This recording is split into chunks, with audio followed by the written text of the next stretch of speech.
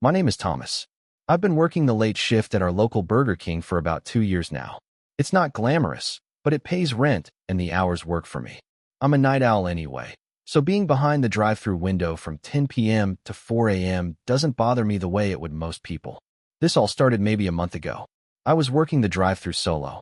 We're usually understaffed after midnight, and that's when a car pulled up to the speaker. Male voice, pretty unremarkable.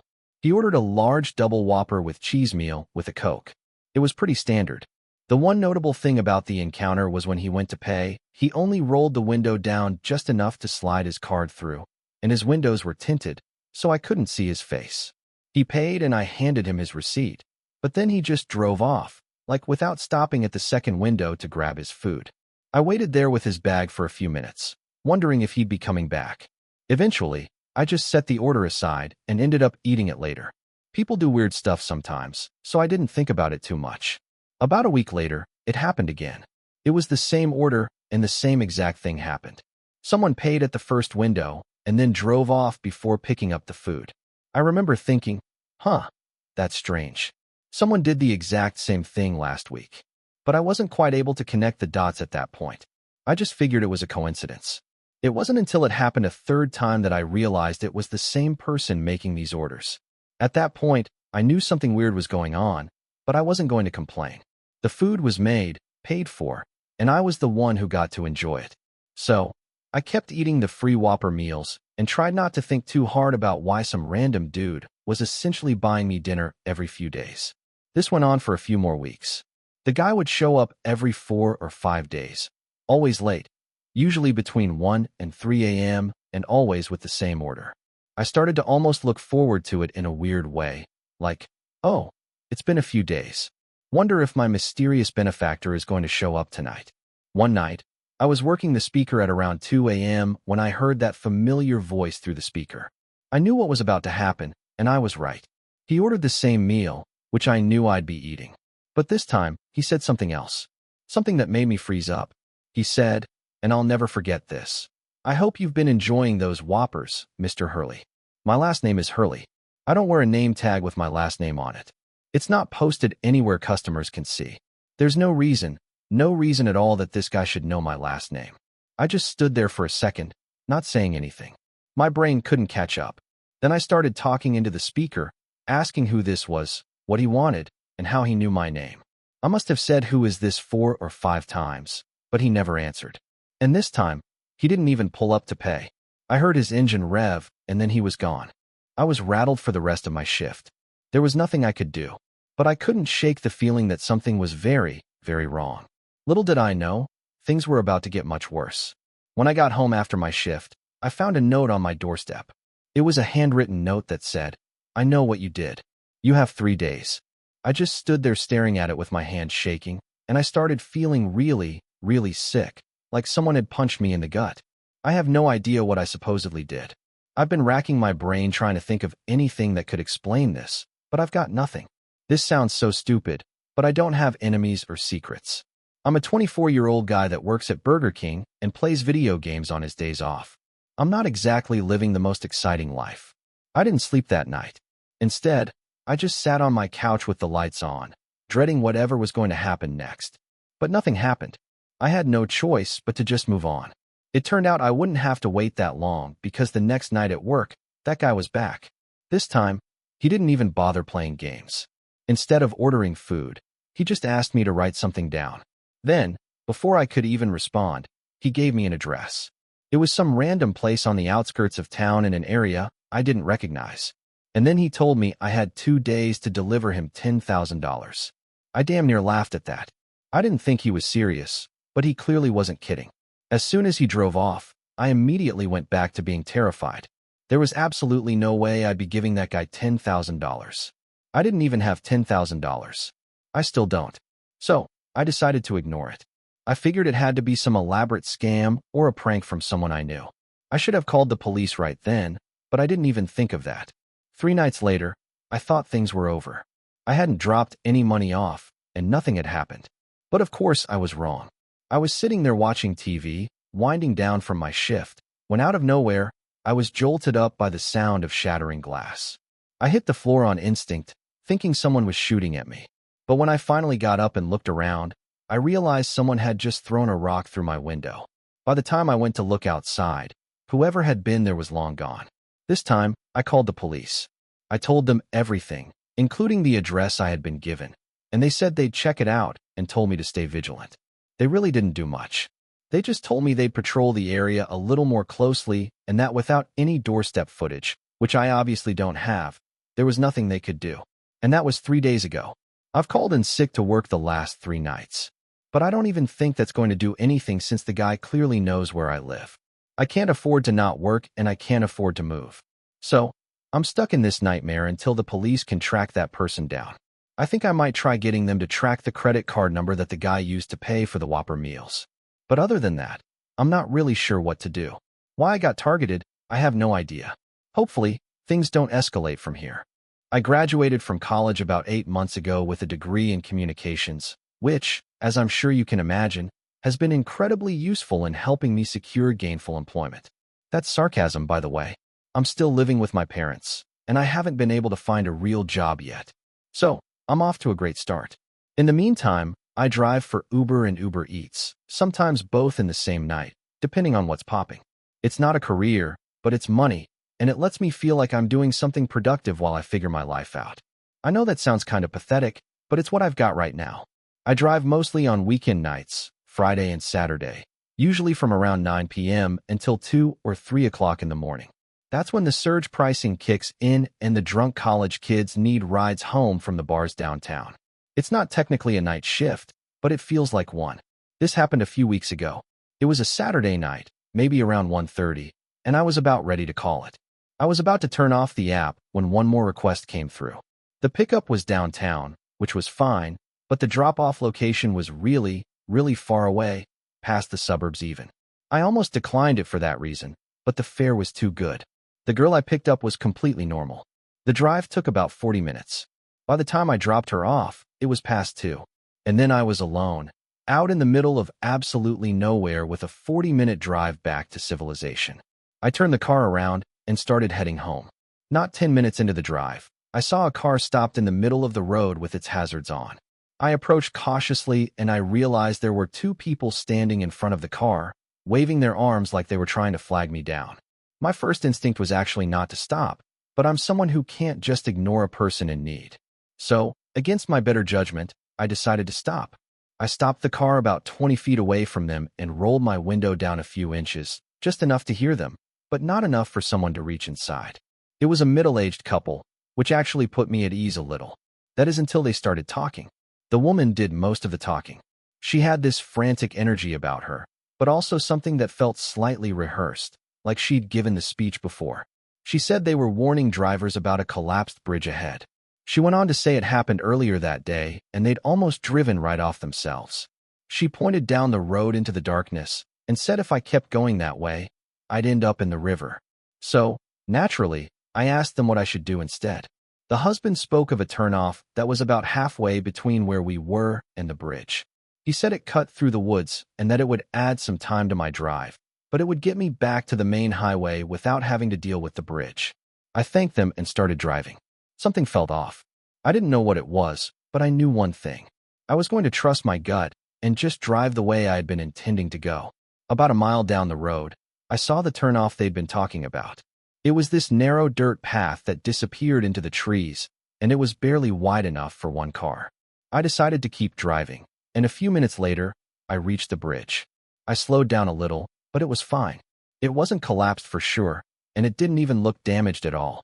I drove across it without any issues and made it back to the main highway a few minutes later. Even though nothing happened, the experience stuck with me to the point where I didn't sleep well that night. I kept thinking about what would have happened if I had followed that couple's instructions. If I had turned down that dirt road alone in the middle of the night. A few days later, the curiosity got the better of me and I did something stupid. I drove back out there. It was the middle of the afternoon this time, broad daylight, which made me feel slightly less insane about the whole thing. I retraced my route from that night. Those people weren't there this time, obviously. When I got to the turnoff, that dirt path into the woods, I slowed down and pulled over. To my surprise, there was something new. There was a sign nailed to a tree right at the entrance of the path that simply said, "Dead End." That sign hadn't been there before. I would have definitely noticed it that night, even in the dark. Someone had put it up in the last few days.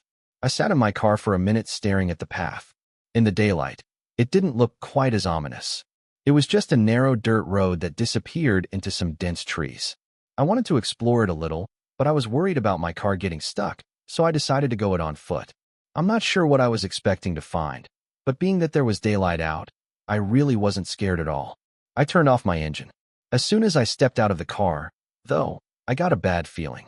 I stood there at the edge of the path trying to see further down, but there wasn't much to see really. I don't know what it was, but something about standing there and actually being out in the open discouraged me from walking in.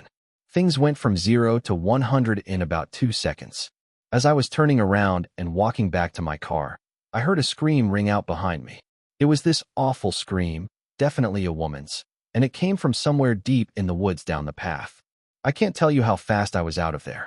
Before I could even think, I was already speeding away.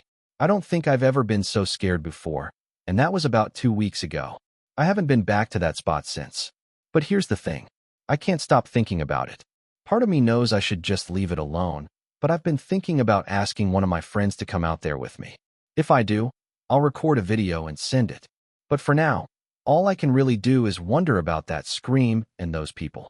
This happened a few winters ago when I was working overnight security for a commercial warehouse complex. I was 26 and had been doing the job for 8 months. The shift ran from 11 p.m. to 7 a.m., and I was always the only employee on the site. There was a supervisor I could call if something went wrong, but for the most part, it was just me and the cameras. The complex was in an industrial area on the edge of a small city that didn't have much nightlife. Most nights followed the same routine. Clock in, do a walkthrough of the exterior, then settle into the security office to monitor the cameras, and every hour another patrol. The warehouse stored mostly industrial equipment and bulk supplies. Nothing particularly valuable. The night everything went sideways started pretty normally. It was cold enough for there to be snow falling, but nothing too heavy. I did my first patrol. Everything was secure, and I went back to the office.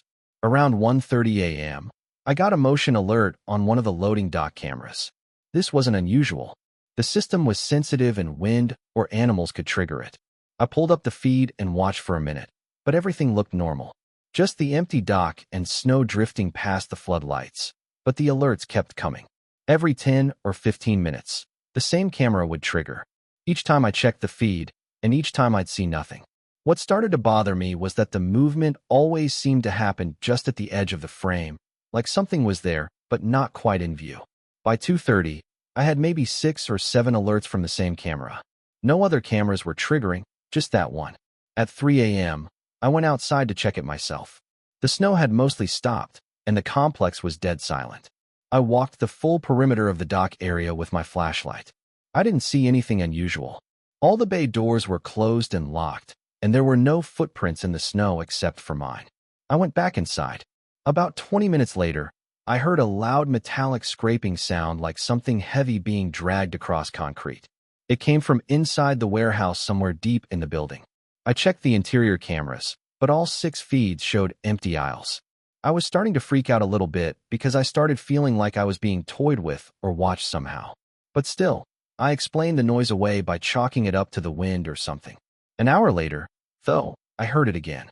It was louder this time. The dragging sound followed by a sharp bang like something had struck one of the interior doors.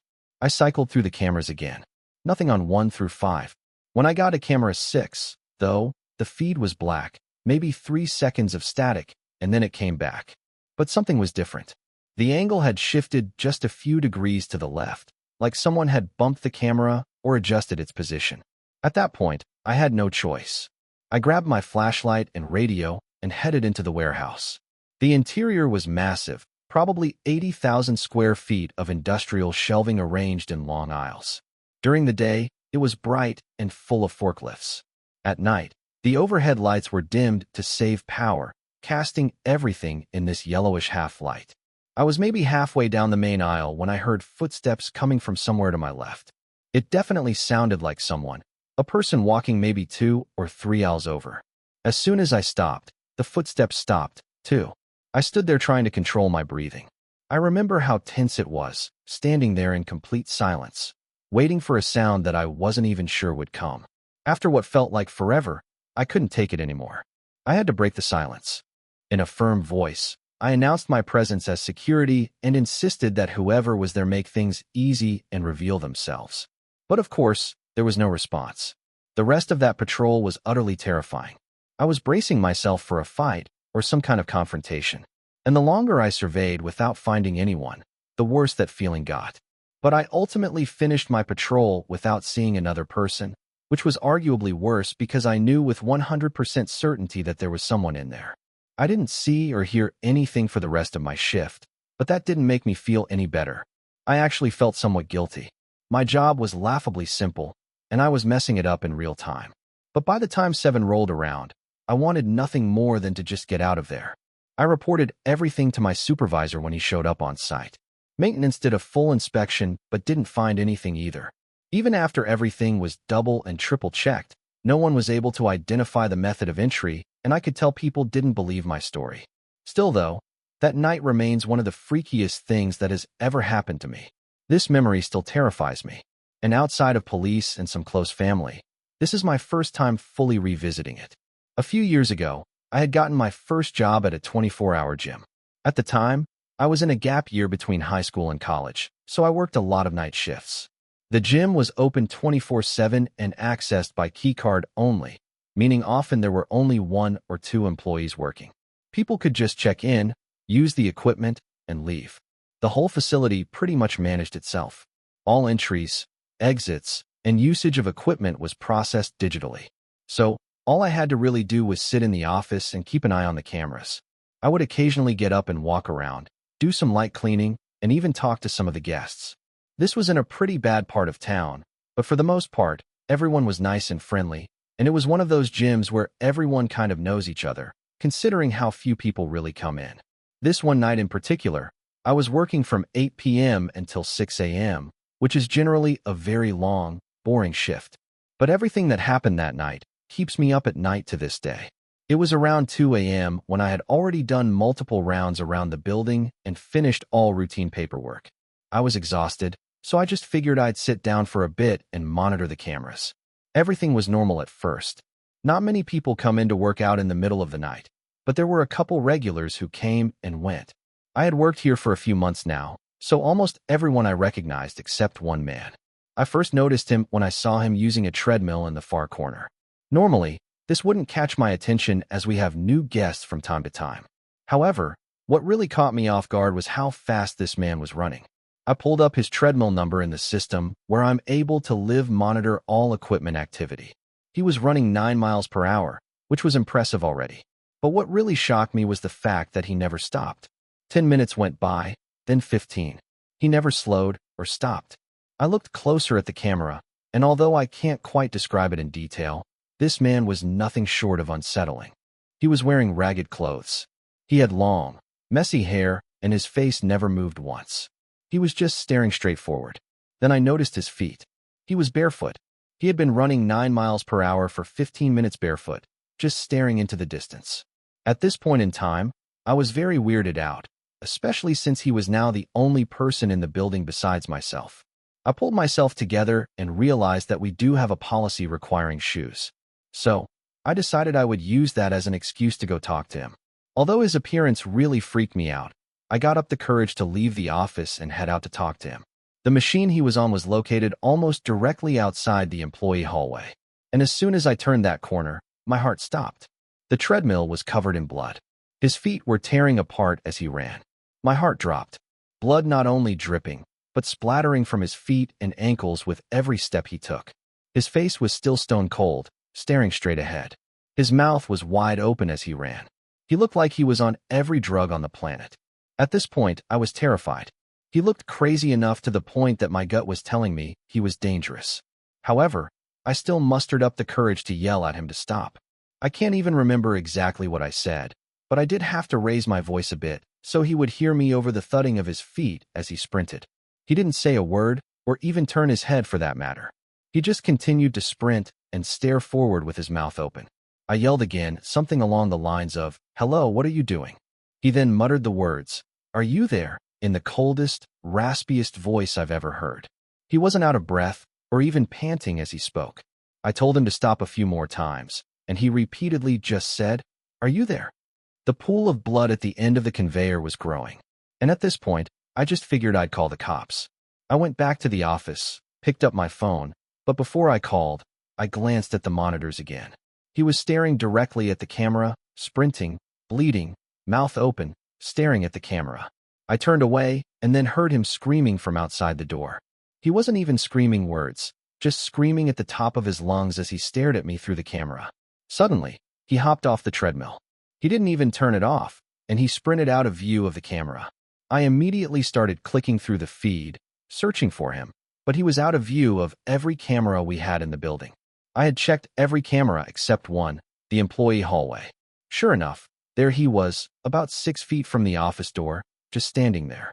I don't even know how he had gotten into this hallway without a key card, but I didn't hesitate to quickly lock the door. Almost 5 seconds after I locked it, the doorknob rattled. Now I was calling the cops. He started screaming again and shaking the door as I explained to dispatch what was happening. They told me police were 5 minutes out as I just waited in the corner of the office while this man was trying to get inside. His scream was terrifying. It was so deep it barely sounded human. And he kept it up for an unbelievably long time. This went on for about 3 minutes. I thought if he got in here, I was going to die, and I felt absolutely helpless. Suddenly, though, the screaming stopped and the door didn't move. I checked the cameras again, and he was gone. I couldn't see him anywhere. Eventually, the police arrived, and I made them search the entire place before I would even leave the office. They told me he was nowhere to be found. I answered their questions and drove home. I quit the next day and have not entered that gym since. I have no idea what that man wanted or what kind of crazy he was. I still wonder what would have happened if I didn't lock that door.